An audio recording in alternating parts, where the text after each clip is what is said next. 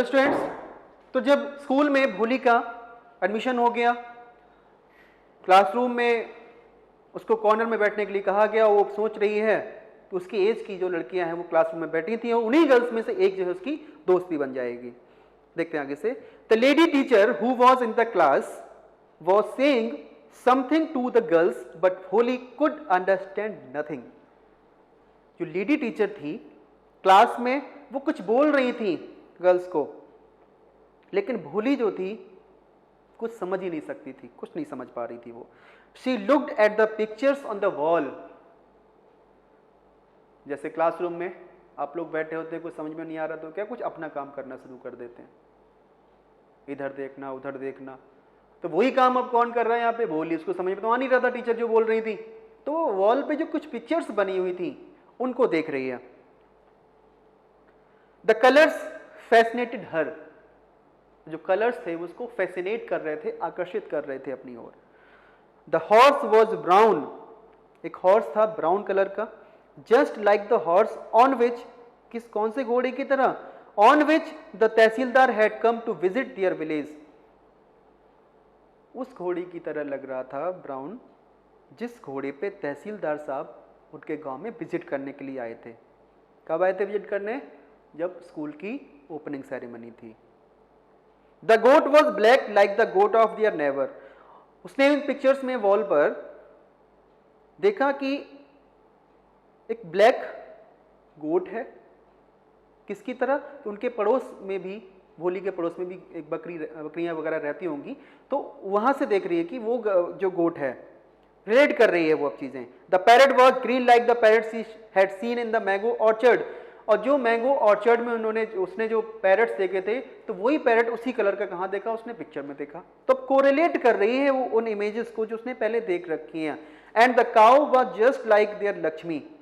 और जब उसने काउ को देखा दीवार पे बनी हुई पिक्चर्स में, तो अब उस गाय को वो समझ रही है कि उनके पास एक गाय थी जिसका नाम क्या था? लक्ष्मी था।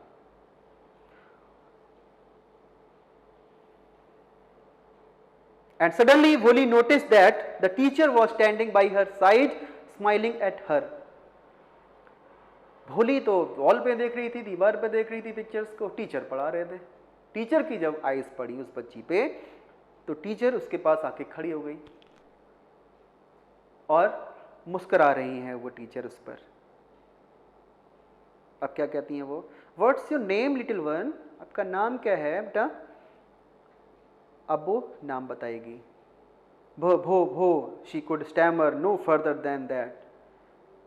भ भो भो इतना ही बोल पा रही थी वो, स्टैमर कर रही थी, फंबल कर रही थी, और उसके आगे वो अपना नाम पूरा बोल ही नहीं पा रही थी। Then she began to cry and tears flowed from her eyes in a helpless flood. और फिर उसने रोना शुरू कर दिया, उसकी आंखों से आंसू की तरह से नदियां बहने लगी। She kept her head down as she sat in her corner. उसने अपना सिर नीचे किया जहां वो उस कोने में बैठी हुई थी। Not daring to look up at the girls who she knew were still laughing at her. उसकी हिम्मत नहीं हो रही थी उन गर्ल्स को देखने में, अपना सिर ऊपर नहीं कर रही थी। क्यों? क्योंकि वो जानती थी कि जो गर्ल्स हैं वो उस पर हंस रही थी। जब कब हंस रही थी? जब उसने भ भो भो कहा था, ठीक है? तो उसको अब क्या अपने पे शर्म आ रही है कि बोल नहीं पा रही थी ठीक तरीके से। और when the school bell rang, और जब स्कूल की बेल बजी, ऑल द गर्ल्स स्करीड का मतलब होता है रैन और मूव्ड परस्यूटली, मीन्स क्लासरूम से बाहर निकलना है, किसी जगह से बाहर जाना। सभी जो गर्ल्स थी वो क्लासरूम के बाहर चली गई। बट भोली dared not leave her corner. लेकिन भोली में हिम्मत नहीं थी कि वो उस कॉर्नर से उठ के बाहर जा पाए। हर हेड स्टिल लोवर्ड, उसका सर जो था अभी भी नीचे की ओर झुका हुआ था। शी केप्ट ऑन सॉबिंग, और वह सिबक शुबक के जो थी वो सिसक सिसक के रो रही थी अभी भी। भोली, the teachers voice was so soft and soothing. Soothing means होता है जेंटल, वेरी काम या रिलैक्सिंग। बहुत ही सॉफ्ट, बहुत ही जेंटल आवाज जब वो कहती थी भोली। In all her life she had never been called like that. It touched her heart. इस तरह की आवाज उसने अपने जीवन में कभी नहीं सुनी थी जैसा उसकी टीचर कहती थी, टीचर बात करती थी। It touched her heart.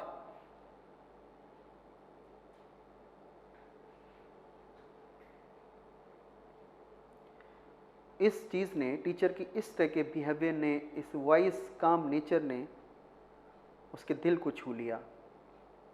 Get up said the teacher. Teacher ने कहा उठो, खड़े हो जाओ। I was not a command, sorry it was not a command but just a friendly suggestion. भोली गॉट अप। भोली को ना तो एक कमांड लगी और ना ही ऑर्डर वाली फीलिंग उसको हुई, but just a friendly suggestion. उसको लगा ऐसे एज ए फ्रेंड सजेशन जो है जैसे दिया जाता है किसी को। भोली गॉट अप, भोली उठ गई। Now tell me your name, teacher ने कहा उससे, अच्छा अब बताओ मुझे अपना नाम तुम। Sweat broke out over her whole body. पूरी बॉडी उसके एक तरह से पसीना पसीना हो गई, डर की वजह से कांप गई थी। सोच रही थी ऐसा लग रहा है इसको दोबारा फिर जो है बोलने की कोशिश करेगी और क्या होगा, फिर वो शर्मिंदा होना पड़ेगा उसको। और would her stammering tongue again disgrace her, means वही दोबारा से बोलने की कोशिश करेगी और उसकी जो है ठीक तरीके से बोल नहीं पाएगी, लड़खड़ाएगी उसकी आवाज़, उसको फिर शर्मिंदा होना पड़ेगा। For the sake of this kind women, और इस काइंड वुमेन की वजह से, however she decided to make an effort, कैसे भी करके उसने एक डिसाइड कर लिया कि कुछ एफर्ट करेगी, वो बोलने की कोशिश करेगी। She had such a soothing voice, क्योंकि उनकी बहुत ही सूदिंग जेंटल वॉइस थी टीचर की। She would not laugh at her. उसने सोचा कि इतनी जेंटल, इतनी काम वॉइस है उनकी, बहुत ही सॉफ्ट हार्ट है उनका, तो अगर मैं बोलूँगी तो मुझ पर वो हंसेंगी नहीं। अब देखिए क्या करती है वो, भ भ भो भो भो। शी बिगेन टू स्टैमर, फिर बोलने की कोशिश की, उसने नहीं बोल पा रही है। अब टीचर क्या कहते हैं, well done well done. The teacher encouraged her, teacher ने इनकरेज किया उसको। टीचर हंसी नहीं उसके ऊपर, इनकरेज किया उनको, साहस दिया, उसको हिम्मत बंधाई। Come on now the full name, come on पूरा नेम बोलो अपना। भ भ भो Bholi. At last she was able to say it. और अब अंत में क्या हुआ, जब कोशिश करती रही वो, तो एक बार उसने अंत में आखिर बोल ही दिया। And felt relieved means relax, उसको एक रिलैक्स जैसा फील हुआ, as if it was a great achievement, और ऐसा लगा उसका बहुत ही ग्रेट अचीवमेंट था, बहुत बड़ा कुछ गेन कर लिया हो उसने। Well done. The teacher पैटेड her affectionately and said, teacher ने कहा वेल डन, बहुत अच्छे। टीचर ने उसको जैसे पैटेड किया एक अफेक्शन के साथ और कहा, put the fear out of your heart and you will be able to speak like everyone else. बोली तुम अपने दिल से डर को निकाल दो और तुम भी बोल सकोगी बाकी सब लोगों की तरह, बस डर निकाल दो अपने मन से, अपने दिल से। Bholi looked up as if to ask, really. अब भोली ने अपनी टीचर की तरफ देखा और ऐसा लग रहा था कि वह उससे कह रही हैं।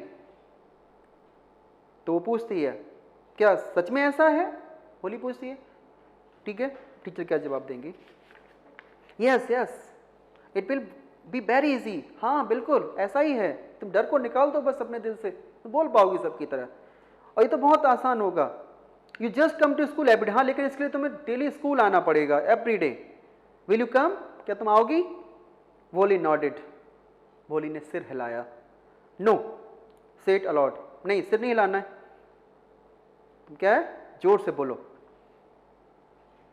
Yes, and Bholi herself was astonished that she had been able to say it. भोली ने कोशिश की बोलने की, फंबल किया, लेकिन एट लास्ट वो पूरा बोली यस। और भोली को अपने आप एक आश्चर्य जैसा हुआ कि वो बोल सकी, कि बोलने में समर्थ, उसके अंदर बोलने की ताकत है, वो बोल सकती थी वो। Didn't I tell you? Teacher ने कहा, देखो मैं नहीं कहा था तुमसे, अपने हार्ट से, अपने दिल से फियर को निकाल दो और तुम बोल लोगी। देखो ऐसा तुमने किया। अब देखो, नाउ टेक दिस बुक, अब तुम इस बुक को रखो अपने पास। The book was full of nice pictures and the pictures were in colour. Book में नाइस पिक्चर्स बनी हुई थी और जो पिक्चर्स थी वो कलरफुल थी। जैसे उसमें क्या क्या बना हुआ था, dog, cat, goat, horse, parrot, tiger and a cow. उसमें गाय भी थी, जस्ट लाइक लक्ष्मी, लक्ष्मी की तरह। And with every picture was a word, और हर पिक्चर के नीचे वर्ड लिखा हुआ था इन बिग ब्लैक लेटर्स, बड़े बड़े अक्षरों में। टीचर कहती हैं in 1 month you will be able to read this book, 1 month में तुम इस बुक को पढ़ना सीख जाओगी। Then I will give you a bigger one, फिर तुम्हें एक बड़ी बुक दूंगी मैं। Then a still bigger one, फिर उससे भी बड़ी जब तुम उसको पढ़ना सीख जाओगी। In time you will be more learn than anyone else in the village, और फिर थोड़े ही टाइम में तुम गांव की सबसे ज्यादा पढ़ी लिखी जो है बन जाओगी। Then no one will ever be able to speak without the then no one will ever be able to laugh at you, और फिर जो है कोई तुम पर हंस नहीं पाएगा। people will listen to you with respect, लोग तुमको सुनेंगे एक सम्मान के साथ, एक रिस्पेक्ट के साथ सुनेंगे तुमको। and you will be able to speak without to slightest stammer, और तुम क्या होगी वहां पे बोल पाओगी बिना अपनी वॉइस पे हकलाए हुए, तुम ठीक तरीके से बोल पाओगी, थोड़ा भी स्लाइटेस्ट, थोड़ा भी जो है तुम फंबल नहीं करोगी। अंडरस्टैंड, समझ गई मैंने जो बात बताई तुम्हें। नाउ गो होम, अब तुम घर जाओ, and come back early tomorrow morning, और कब आना है वापस? अब कल सुबह वापस आना है। Bholi felt as if suddenly all the bells in the village temple were ringing and the trees in front of the school house had blossomed into big red flowers. Her heart was throbbing with a new hope and a new life. भोली को ऐसा feel हुआ, ऐसा लगा कि village के जो temple है उसमें जितनी भी वेल्स हैं, जो घंटियां लगी हुई हैं, वो सब बजने लगी, और उस स्कूल हाउस के बाहर जो ट्रीज, जो प्लांट्स लगे हैं, उन पे रेड जो फ्लावर्स हैं, ब्लॉसम मीन्स होता है ग्रू करना, वो उगाए हैं, फूल निकल आए उन प्लांट्स ट्रीज पे, और उसका जो हार्ट था, उसका जो दिल था, बहुत तेज धड़क रहा था। मीन्स वो एक इमेजिन कर रही है उस समय पे कि ऐसा लग रहा था कि एक न्यू होप मिल गई है उसको, एक जिंदगी जीने की जो चाहत थी वो अब जाग उठी उसके अंदर। अपने दिल की फीलिंग्स जो है वो बहुत ज़्यादा खुशी महसूस हो रही थी उसको उस समय पर। 10 the years passed, साल बीते। The village became a small town, जो गांव था अब एक छोटा कस्बा बन गया था, टाउन बन गया था। The little primary school became a high school, जो छोटा प्राइमरी स्कूल था वो अब हाई स्कूल बन गया था। प्राइमरी स्कूल मतलब क्लास 1 to 5, ठीक है। There were now a cinema under a tin shed, एक टिन शेड के नीचे वहां पे एक सिनेमा हॉल भी बन गया। And a cotton ginning mill, ginning होता है एक तरह से separating raw cotton from its seeds, means जो सीड होते हैं उनसे रॉ कॉटन को अलग करना, वो भी बन गई थी मिल वहां पर। द मेल ट्रेन, जो मेल जो थी, जो लेटर्स को लेके जाती थी जो ट्रेन, अब उसने एट द रियल स्टेशन, जो उनकी रेलवे स्टेशन थी वहां पर, उस पर रुकने लगी वो ट्रेन, अब पहले नहीं रुकती होगी। वन नाइट, एक रात, after dinner, Ramlal said to his wife, Ramlal ने अपनी वाइफ से कहा, then shall I accept Bishambar's proposal, और क्या कहा तभी उसने, क्या मैं बिशंबर का प्रपोजल एक्सेप्ट कर लूं? बिशंबर कौन है ये देखते हैं। Yes, certainly his wife said, उसकी वाइफ ने कहा हाँ क्यों नहीं, निश्चित। Bholi will be lucky to get such a well to do bridegroom, Bholi बहुत किस्मत वाली होगी, बहुत लकी होगी जिसको बिशंबर जैसा दूल्हा मिलेगा, क्योंकि वो बहुत अच्छा है। अ बिग शॉप, उसकी बड़ी शॉप है। A house of his own, उसका घर भी है अपना। And I hear several thousand in the bank, और मैंने सुना है उसके बैंक में हजारों रुपए हैं। मोर ओवर, और इसके अलावा क्या है, he is not asking for any dowry, dowry means दहेज, और इसके अलावा सबसे बड़ी बात तो यह है कि वो हमसे दहेज नहीं मांग रहा है। दैट्स राइट, रामलाल ने कहा, वो बात तो ठीक है, but he is not so young, लेकिन वो यंग तो नहीं है ना इतना। यू नो, तुम्हें पता है, almost the same age as I am, वो मेरी एज का है। एंड ही ऑल्सो लिम्प्स, लिम्प्स भी तो लेम, थोड़ा सा लंगड़ा भी है वो। Moreover the children from his first wife are quite grown up, और जो बच्चे हैं उसकी पहली वाइफ के, वो तो काफ़ी बड़े हो गए हैं। अब रामलाल की वाइफ क्या कहती है देखते हैं। So what does it matter, his wife replied, उसकी वाइफ ने उत्तर दिया, तो ये क्या मैटर करता है, इससे तो कोई फर्क ही नहीं पड़ता ना। 45 और 50, 45 साल या 50 साल जो है, it is not great age for a man, ये कोई ज्यादा उम्र नहीं है मैन के लिए। We are lucky that he is from another place and does not know about her pock marks and her lack of sense. हम बहुत लकी हैं कि वह जो बिशंबर है वो दूसरे गांव का है और उसको ये नहीं पता कि भोली के फेस पर, उसकी बॉडी पे पोक मार्क्स बने हुए हैं और लैक ऑफ सेंस मीन्स उसमें अकल भी नहीं है बिल्कुल। If we don't accept this proposal, she may remain unmarried all her life. अगर हम बिशंबर के प्रपोजल को एक्सेप्ट नहीं करते हैं तो जो भोली है जीवन भर कुंवारी रहेगी, मीन्स उसकी शादी ही नहीं होगी। Yes but I wonder what भोली विल से। रामलाल ने कहा हाँ बात तुम्हारी सही है, लेकिन भोली क्या सोचेगी, मुझे इस बात का डर है। What will that witless one say? Witless means इसमें दिमाग ही ना हो, इसमें दिमाग ही नहीं है, वो क्या कहेगी। She is like a dumb cow, वो तो एक तरह से गूंगी गाय की तरह है। Maybe you are right, मटर रामलाल ने कहा थोड़ी लो वॉइस में, हाँ तुम ठीक कह रही हो। In the other corner of the courtyard, भोली lay awake on her cot. एक कोने में, दूसरे कोने में आंगन में भोली बेड पर लेटी हुई थी, listening to her parents whispered conversation, और अपने पेरेंट्स की विस्परिंग कन्वर्सेशन को सुन भी रही थी वो। तो जब भोली ने अपने फादर और मदर की बात को सुना तो क्या वह बिशंबर से मैरिज करने के लिए एग्री होगी, ये हम नेक्स्ट वीडियो में देखेंगे। क्लियर है? Thank you.